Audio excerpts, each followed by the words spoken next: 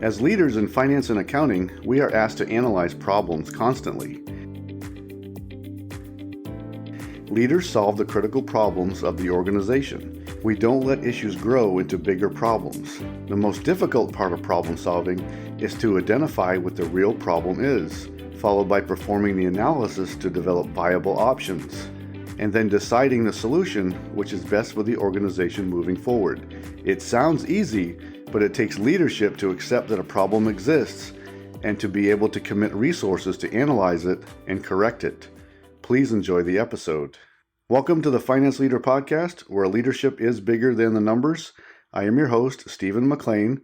This is the podcast for developing leaders in finance and accounting. Please consider following me on Twitter, Facebook, Instagram, and LinkedIn. My usernames and the links are in this episode's show notes. And also, please join the Facebook group I have for this podcast community. Thank you. This is episode number 94, and I'll be talking about problem solving, and I will highlight the following topics. Number 1, developing a problem-solving skill set. Number 2, problem solving is a process. Number 3, sound problem solving leads to better decision making. And 4, be a leader in all problem solving and decision making. Executive coach and author Michael Gelb said, "You can increase your problem solving skills by honing your question asking ability."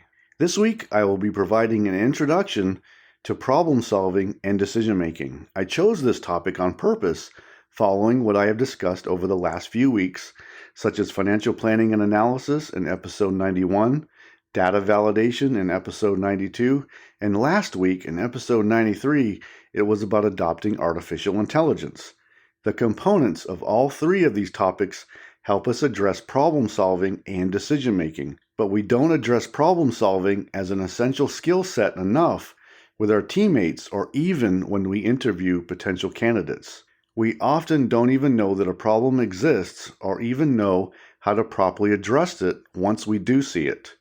We think something may be happening, then we ask an analyst to pull some data, and maybe you find something.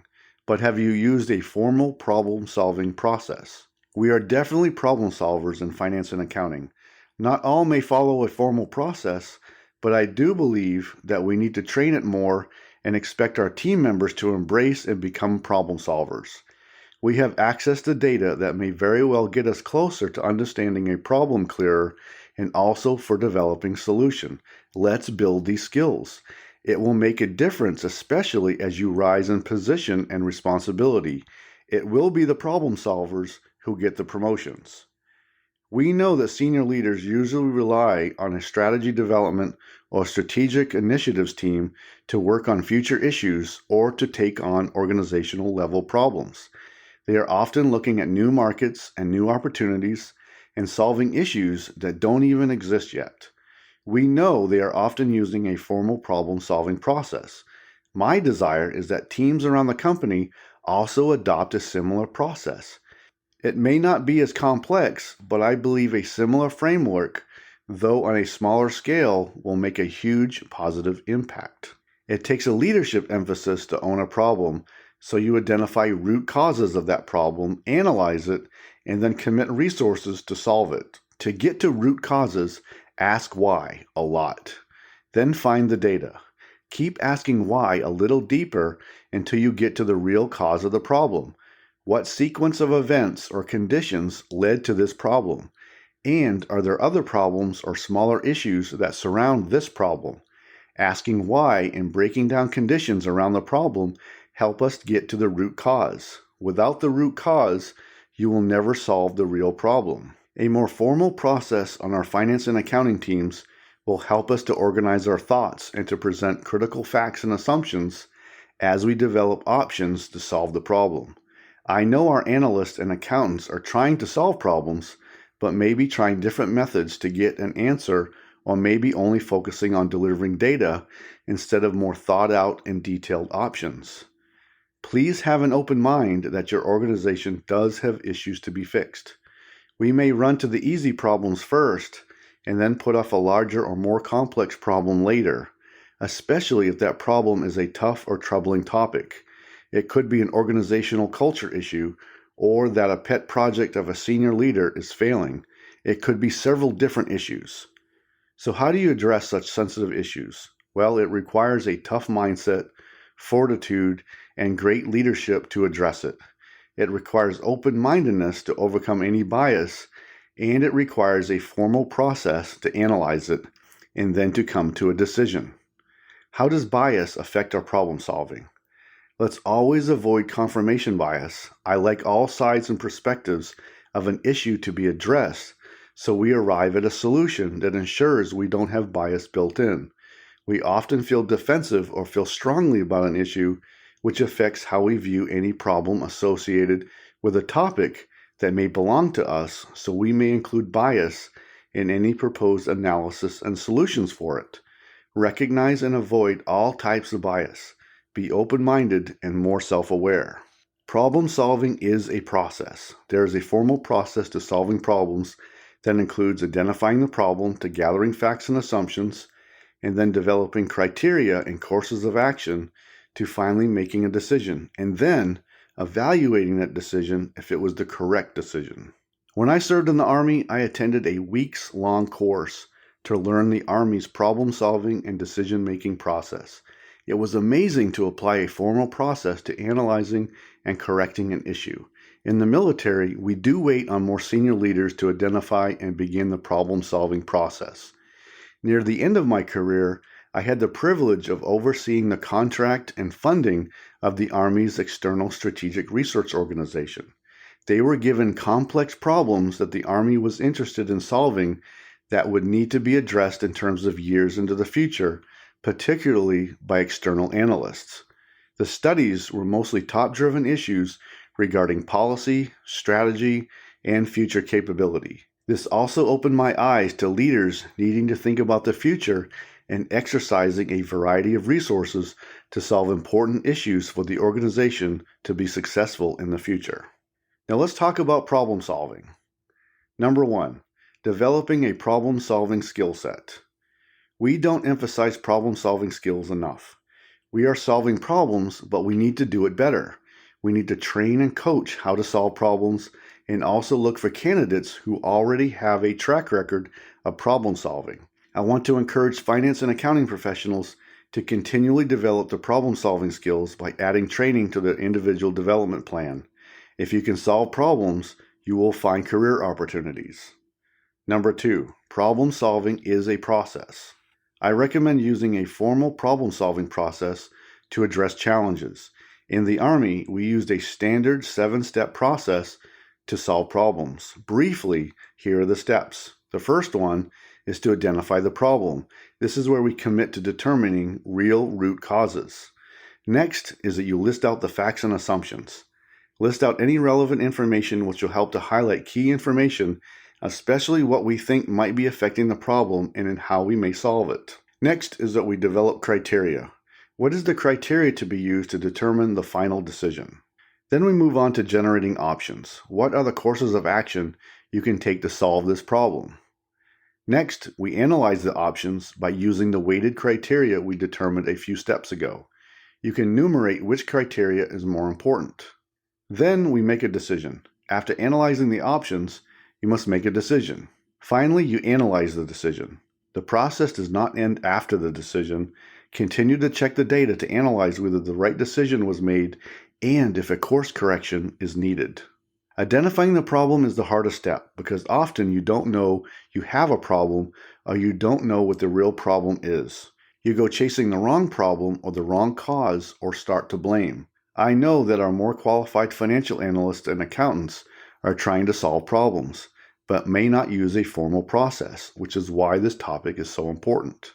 Number 3, sound problem solving leads to better decision making. How you solve problems will determine if you are able to make better decisions. Better decisions will lead to better outcomes.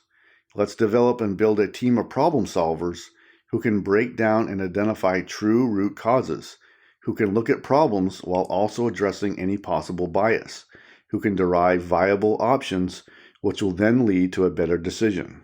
Number 4, be a leader in all problem solving and decision making. Leaders set the pace, culture, and vision of the organization. Leaders also must have the conscience and fortitude to solve real problems, to focus resources to address issues that require a harder look. And I always desire for our finance and accounting professionals to be leaders in any problem-solving exercise. We need to go beyond the data so that we can provide more detailed options.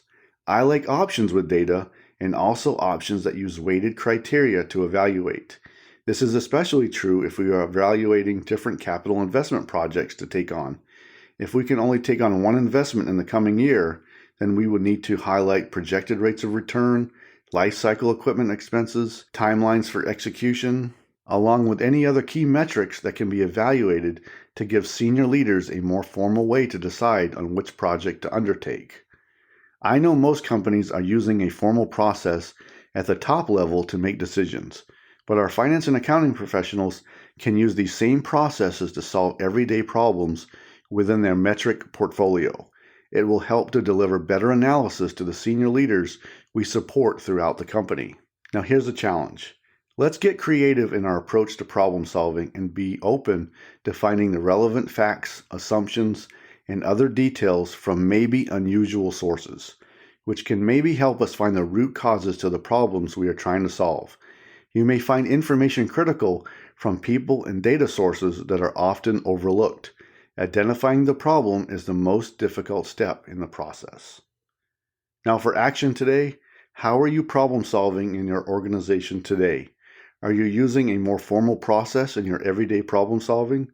I would believe this to be true at your strategic initiatives team, but what about everybody else? How are they solving problems? Will a formal problem solving process help teams across the company? I believe it can. Don't forget to grab my free guide for you called the Leadership Growth Blueprint for Finance and Accounting Managers. Are you a finance or accounting professional who is also leading people, but have questions about how to lead more effectively? I know you are expected to be the technical expert in our field. Learning leadership can set you apart from your peers, which can then lead you to more opportunities. In the free guide, I talk about 3 leadership areas: communication, team development, and empowerment, plus a few recommendations around challenges with the financial systems you are using to complete your work. The link to this free guide is in the post or the bio. You can also go to financeleaderacademy.com to download it. Please use the guide to help you with a few leadership wins today. Thank you. Today, I introduced problem solving and I highlighted the following points. Number 1, developing a problem-solving skill set. Number 2, problem solving is a process. Number 3, sound problem solving leads to better decision making. And 4, be a leader in all problem solving and decision making. I believe in a formal problem solving process so you gather your thoughts and relevant information and create the best solution to present to department heads, metric owners, and senior leaders. In this episode, I gave a brief introduction to problem solving. I can't wait to share more details in future episodes. And I want to encourage all of you to improve your own problem solving skills. It will be the problem solvers, the leaders, who will get the promotions and advanced career opportunities. If you can solve organizational problems, you will never lack of a career opportunity. I believe that. Next week, I will be talking about leadership in the budget process. I hope you enjoyed the Finance Leader Podcast. I am dedicated to helping you grow your leadership skills, to change your mindset, and to clarify your goals so you advance your career. You can find this episode wherever you listen to podcasts. If this episode helped you today, please share and leave a quick review so that others may find the podcast. Until next time, you can check out more resources at financeleaderacademy.com and sign up for my weekly updates so you don't miss an episode of the podcast. And now, go lead your team, and I'll see you next time. Thank you.